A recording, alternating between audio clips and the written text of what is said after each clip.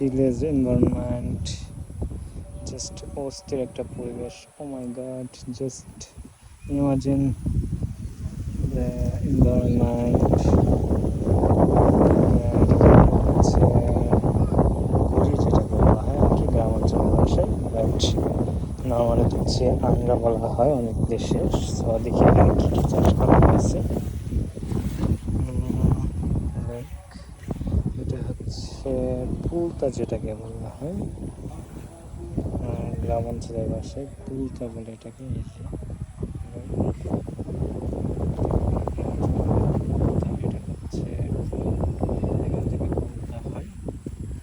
দেখি আর কি কি আছে এখানে। This is another one.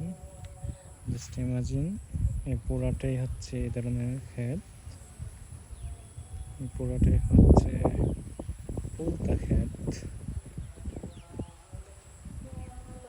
এটা কিন্তু অনেকে যে এটা যে লতা পাতা আছে, এটাকে অনেকে শাক মনে করে খায়।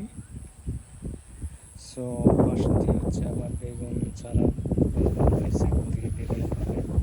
সো নর্মালি হচ্ছে আমাদের গ্রাম অঞ্চলে একটা ক্ষেতের মধ্যে, জমির মধ্যে একটা দিকে চাষ করতে পারে, যেমন এখানে পরে আমরা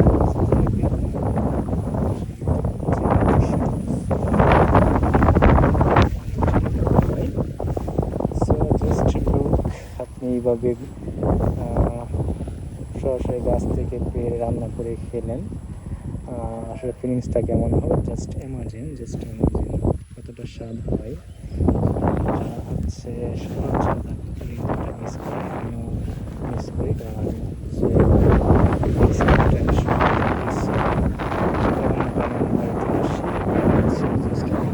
আসলে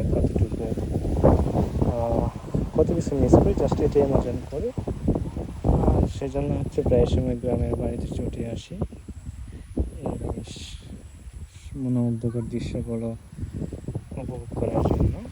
just imagine, look the environment, awesome, just awesome. এখানে আসলে মনটাই অন্যরকম হয়ে যায়।